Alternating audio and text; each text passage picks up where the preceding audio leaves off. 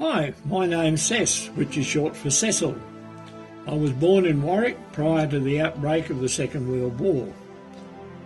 I was the second eldest of 4 children. My father was predominantly a farm labourer, so we moved a bit from time to time, and farm to farm. He had other labouring jobs as well. In 1942 we moved into town on a farm out at Maryvale. That's when I started school. Sadly, our dad died not long after we moved, leaving Mum to bring up 4 children aged from 3 to 9 years old on her own. Dad was 32 when he died. Mum and Dad had little of this world's goods. Mum used to have to go down to the police station regularly to collect what was known as state aid. It wasn't much, but it was the only income Mum had.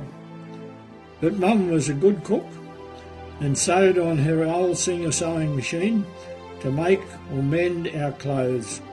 She was also a keen gardener, so that helped to balance the budget. And we also had a few chooks in the backyard.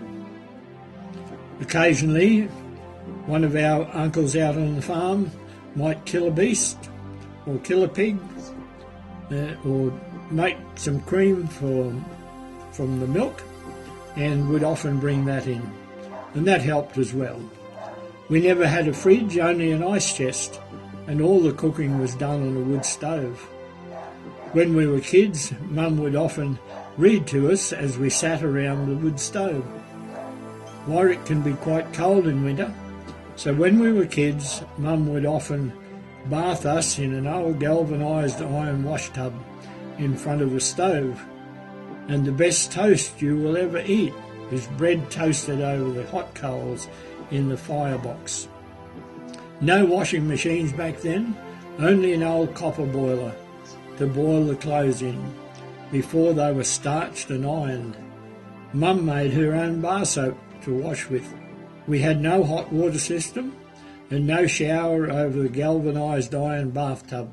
The hot water came from a boiler on the stove. After Dad died, there were 5 of us in the 2-bedroom house. Mum and my sister slept together in a double bed in one room, while we 3 boys slept in a double bed together in the other room. And that was the sleeping arrangements until we were in our teens. We may not have had much of this world's material possessions, but we had what was more important: a happy family home full of love and fellowship and fun and laughter, and we had each other. Back then our bread was delivered by a baker with a horse and cart, and the milkman would come early in the morning and put the milk in a milk billy that Mum hung on a hook on the front veranda. Apart from the movies and the occasional show that came to town, we made our own entertainment. There was the wireless to listen to, and we'd sit there and listen to serials, but that was about it. Other than that, you had to do your own entertaining. We looked forward to Saturday night when Mum's sister, who was a good pianist, and her husband and son would come to our place, and we would have a great sing-song round the piano. In fact, the lady who lived across the road would say on a Saturday night, "I go to bed early so I can listen to the Lawsons singing." Then on Sunday afternoon we would gather round the piano and sing while Mum played many of the old hymns and songs of the Christian faith. When war broke out in 1939, it changed everything and had a big impact on society and on the way we lived. Suddenly there was rationing of many of the goods that we took for granted. Each family was issued with books of coupons, which were used to buy such things as sugar, meat, butter, clothing, petrol, and much more. There were 2 large army bases near Warwick and a records office in town. When I was young, there seemed to be soldiers everywhere. We had air raid trenches in the school grounds and in people's yards, including ours, in case we were bombed. We had to black out all the windows so that if the enemy flew over at night, they wouldn't know there was a town to be bombed below. But eventually the war ended and life got back to normal. In many ways, the world in which we lived back then was different from today. Nobody needed security screens. Many people didn't even have a key. to the house, so it was unlocked all the time, and even when they went out or away on holidays. You never needed to lock your car because no one was going to steal it. I did national service when I turned 20 at Amberley Air Base, had my first aeroplane ride then, and have enjoyed flying ever since. My ride was in a Lincoln bomber from the Second World War. We always looked forward to Christmas, as all children do. And after Santa Claus came on Christmas morning, we would go off to church. And after church, we would all gather out on the home farm where Mum grew up. There would be about 40 of us, uncles and aunties and cousins, and we would have great fun out there as we shared over Christmas. When the holidays came, we kids would go out on the farm, Mum coming from a farming family. Sometimes it was a farm where they grew grain, and we would follow the old plough around the paddock through the thick black soil of the Darling Downs. Sometimes we would go to my grandma's place up to Cunningham's Gap, and we'd get in the road when it was milking time, down in the cow yard, or we'd climb a bit of a mountain that was up behind the farm. And there was a creek down behind the farm where the cows would be, and often us boys would actually have cow manure fights, sometimes with wet cow manure. Then we'd hop in the creek to clean ourselves up. And eventually, Christmas Day meant, as young people, teenagers, we would get on the back of a truck on Christmas morning, very early in the morning, go around singing Christmas carols around town before we all went and ended up at church. My mum was a woman of great faith, as were her parents before her. She was fully involved in the life of the local Methodist church, which later became the Uniting Church, and we kids all followed in Mum's footsteps.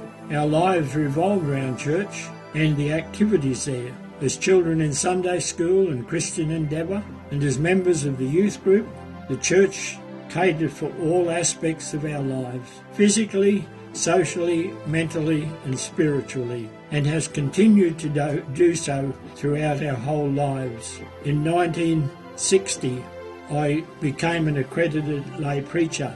Mum always of a morning, when we had breakfast, on the table would be all the things we would eat. Then there would be a Bible and a copy of the Upper Room, which is daily devotional, and what was called a box of precious promises. And after breakfast, we would sit there while Mum read the Bible, read the article out of the Upper Room, and then pass around the box of precious promises, and we would all take one and share a thought for the day from it.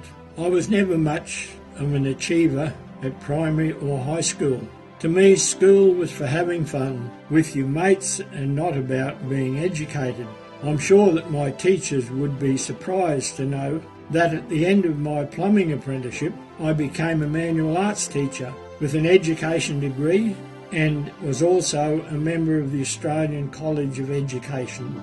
I taught for 32 years in schools from Cairns in the north to Winton in the west, where I met my wife, and at Orange in New South Wales, and places in between, and I loved every minute of teaching.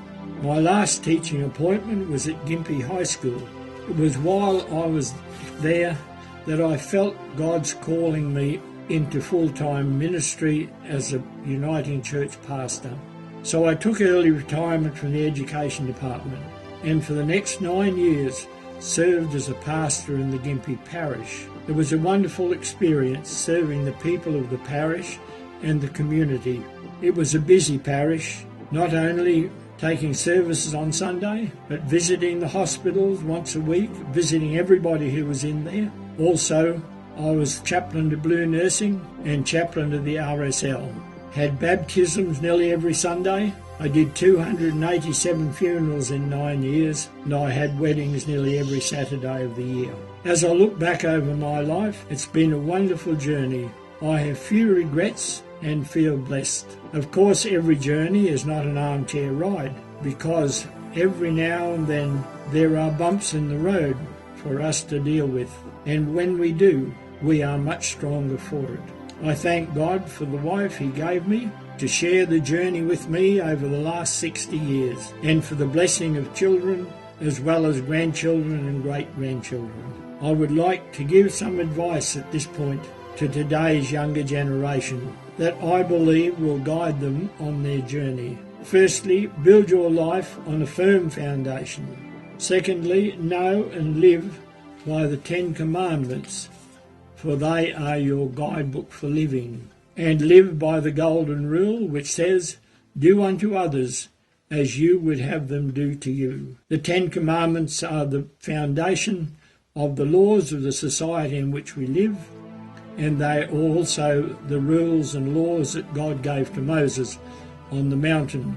They are so important that one school I taught in had a copy of the 10 Commandments on the wall in every room so that the children would learn to obey them. Thirdly, do not live for today only, but plan for tomorrow. Number 4, live by the motto of one school I knew, which is look up and aim high. And number 5, live by the commandment that says, love the Lord your God with all your heart, mind, soul and strength, and love your neighbours as you love yourself. My final bit of advice for today's generation is this: be the best that you can be, the best that you can do, dare to dream, and make your dreams come true. Thank you for listening to me.